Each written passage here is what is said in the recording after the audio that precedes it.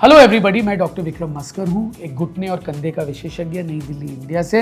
और आपका स्वागत है एक और वीडियो में जिसमें हम हट के टॉपिक में बात करेंगे फ्रैक्चर हीलिंग प्रोसेस। मतलब हड्डी टूट गई, हड्डी जब टूट जाती है ये जुड़ती कैसे है।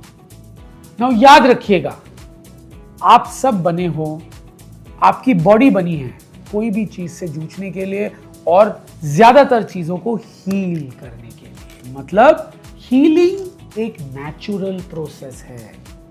आदमी या डॉक्टर का क्या काम है? वो हीलिंग को सही दिशा देना ताकि वो सही तरीके से वो हड्डी जुड़े, सही लाइन में जुड़े और गलत ना जुड़े। तो ये हीलिंग प्रोसेस कैसे होता है? तो ये हीलिंग प्रोसेस बिल्कुल सीमेंट के पकने की तरह होती है ना। आपने घर बनाया, सीमेंट होती है, तो सीमेंट पहले क्या करते हो? सीमेंट का पाउडर लेते हो, पानी लगाते हो, तो तब वो बिल्कुल गीली होती है। फिर क्या होता है? फिर वो थोड़ी पेस्ट की तरह बनने लग जाती है। फिर वो पेस्ट थोड़ा मजबूत होता है, आप बॉल बना सकते हो हाथ में। फिर वो थोड़ा ज़्यादा गर्म होने लग जाता है और सेट होने लग जाता है। फिर वो बिल्कुल कंक्रीट ब्लॉक बन जाता है। वैसे ही आपकी हड्डी की हीलिंग होती है। ओनली डिफरेंस इज कि आपकी बॉडी एक नेचुरल लिविंग चीज है, इसमें जीवन है, इसमें खून की नलियां हैं।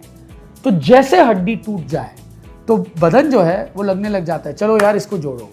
तो पहले चीज क्या होती है? टूटने के बाद खून निकलता है। खून में छोटे छोटे से पदार्थ होते हैं, सेल्स होते हैं जो बनी है हड्डी को जोड़ने के लिए। वो सेल्स सोल्जर की तरह वहां पे चली जाती है। अरे यार यहाँ पे एनिमी आ गया है, चलो चलते हैं जहाँ पे हड्डी टूटा हुआ है, और उसे जोड़ने लग जाते हैं। जब वो सेल्स वहां रिलीज होती हैं तो वो शुरू हो जाती है। तो पहला स्टेप होता है इन्फ्लेमेशन, सूजन। ठीक है, सूजन में क्या हो रही है? ये सेल्स जो है ये तैयार हो रहे हैं हड्डी को जोड़ने के। ये तकरीबन 1 से 7 दिन तक रहता है। फिर होती है सॉफ्ट कैलस फेज। बड़ा शब्द बट बड़ा आसान। सॉफ्ट कैलस फेज होता है जब सीमेंट जो है वो थोड़ी पट्टी टाइप बन जाती है। इस फेज में क्या होता है कि हड्डी के जो सेल्स होती हैं जो हड्डी बनाती हैं वहां पहुंच गई हैं और वो हड्डी जो है वो लगाने लग गई है वहां पर वो हड्डी के सेल्स इतने मात्रा में नहीं है कि वो बिल्कुल ब्लॉक की तरह हार्ड हो।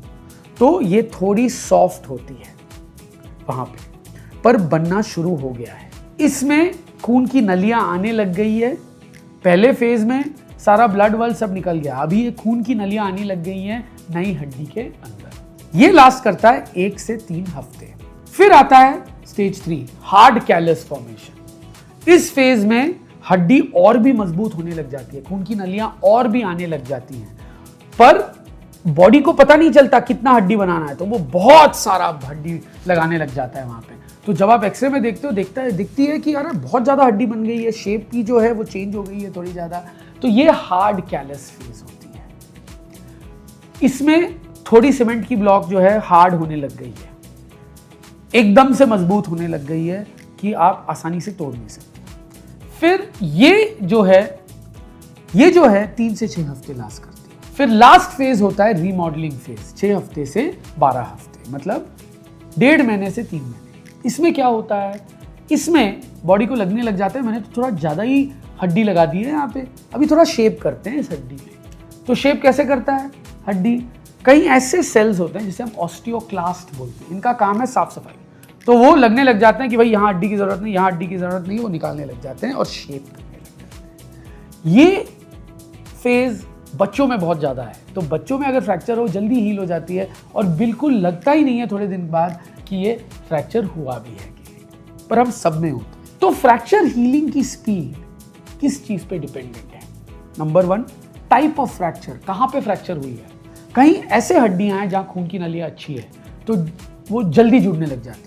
कहीं ऐसे एरियाज है जैसे कूल्हे में फ्रैक्चर, नेकोफीमर, टैलस फ्रैक्चर जो पैर में होती है, या स्केफॉइड फ्रैक्चर जो रिस्ट की तरफ होती है हाथ के हड्डियों में, उनमें खून की नलियां थोड़ी पतली होती हैं, इतनी अच्छी नहीं होती, तो इनका जुड़ना समय लगता है, कभी कभी जुड़ती भी नहीं है अच्छी तरीके से। तो कैसा फ्रैक्चर है, कौन से हड्डी में, बहुत इंपॉर्टेंट है। उसके अलावा उम्र, अगर कम उम्र बच्चों में फ्रैक्चर हीलिंग बहुत जल्दी हो जाती है, 4-6 हफ्ते में खत्म हो जाता है। एडल्ट्स में तकरीबन 3 महीने लगती है। न्यूट्रिशनल स्टेटस, मतलब आदमी का या औरत का हेल्थ क्या है, क्या वो प्रोटीन कार्बोहाइड्रेट फैट सही मात्रा में खा रहे हैं, बॉडी में कोई डेफिशिएंसी कमी तो नहीं है। जिन लोगों में कमी है उनमें हीलिंग कम होती है। कोई और कोमॉर्बिडिटीज़ तो नहीं है जैसे डायबिटीज़ एक्सेट्रा, जिन लोगों में वो है हीलिंग लंबी होती है इनमें। जो स्मोकिंग करते हैं, स्मोकिंग में क्या होता है, खून की नलियाँ पतली हो जाती है, ब्लड सप्लाई कम होता है, जिसकी वजह से हीलिंग कम होती है। तो जो स्मोकिंग करते हैं उनमें हीलिंग थोड़ी कम होती है, तो नॉन हीलिंग के चांसेस ज़्यादा होते हैं या डिलेड हीलिंग के चांसेस ज़्यादा होते हैं। तो डॉक्टर हीलिंग को कैसे मॉनिटर करते हैं? वो एक्सरे कराते हैं। यूजुअली अगर फ्रैक्चर हुआ हो तो तब तो एक्सरे हो गई। नॉर्मली अगर ऑपरेशन किया गया है फ्रैक्चर का, फिर भी एक्सरे होती है ऑपरेशन के तुरंत बाद। दूसरा एक्सरे नॉर्मली होता है तकरीबन 1 महीने बाद, देखने के लिए कि हड्डी की दिशा सही है अगर ऑपरेशन नहीं हुआ है, या अगर ऑपरेशन हुआ है तो सब कुछ बरकरार है। पर आपको आसार हीलिंग के दिखने लग जाते हैं ओनली 6 से 2 महीने बाद, जो आपका दूसरा एक्सरे का टाइम होगा। और लास्ट 3 महीने में नॉर्मल हड्डियां नॉर्मली अच्छी तरीके से जुड़ जाती हैं और नया हड्डी आपको साफ साफ दिखाई देता है।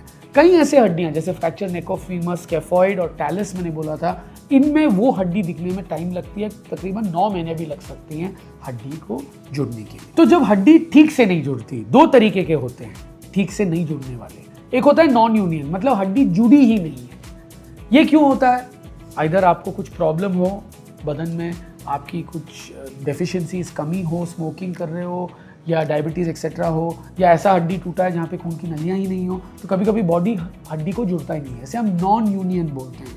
कभी कभी ऑपरेशन के बाद भी ये चीज़ होती है, हड्डी को तो डॉक्टर साहब ने अच्छी तरीके से जोड़ दिया, प्लेट, रॉड एक्सेट्रा लगा के, पेच लगा के, पर हड्डी नहीं जुड़ी। ये एक बायोलॉजिकल नेचुरल प्रोसेस है, इसको हम नॉन यूनियन बोलते हैं।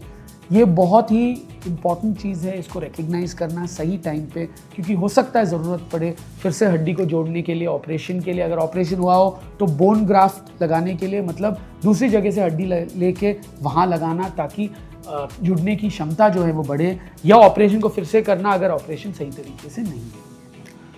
दूसरा एक्सट्रीम है मैल यूनियन, मतलब ये हड्डी तिरछा जुड़ा है, गलत जुड़ा है। अगर तिरछा जुड़ा है तो जोड़ पे जोर पड़ सकती है, ऊपर या नीचे वाली जोड़ पे, जिसके स्पेशली इंपॉर्टेंट है नीचे वाली हड्डियों में जो बदन के वजन लेते हैं, जैसे कूल्हा हो या जांग हो या पैर की हड्डियां हो, तो उनको सही दिशा में जुड़ना बहुत इंपॉर्टेंट है, क्योंकि ये हड्डियां जोड़ को अफेक्ट कर सकती हैं।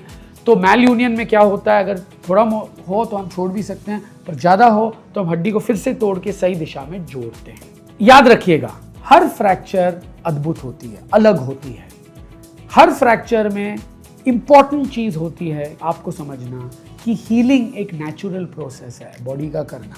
डॉक्टर का काम है जो चीज़ें हीलिंग को प्रिवेंट करती है उन चीज़ को रिकग्नाइज करके सही करना और पता करना कौन सी हड्डी अपने आप जुड़ सकती है और कौन से में ऑपरेशन होगी। ऑपरेशन हो तो क्या ऑपरेशन होनी है और कितना टाइम लगेगा हर हड्डी को जुड़ने के लिए, उसके हिसाब से आप थोड़ा निश्चिंत हो सकते हो जब आप अपने डॉक्टर से बात करते हो और वो आपको समझाता है। कि कभी कभी लगता है 3 महीने में तो जुड़ना चाहिए था, पर कई हड्डियों को ज़्यादा समय लगता है, कई हड्डियों में इतनी अच्छी क्षमता नहीं होती जुड़ने के लिए, तो कुछ स्पेशल करना पड़ता है इसमें। मुझे उम्मीद है इस वीडियो से आपको काफ़ी जानकारी मिली है फ्रैक्चर हीलिंग के बारे में। अगर आपको मेरा वीडियो पसंद आया, please like and subscribe to my channel and please follow me on Instagram. For those who like English content, we have a new English channel. The link is in the bio. Please subscribe and follow.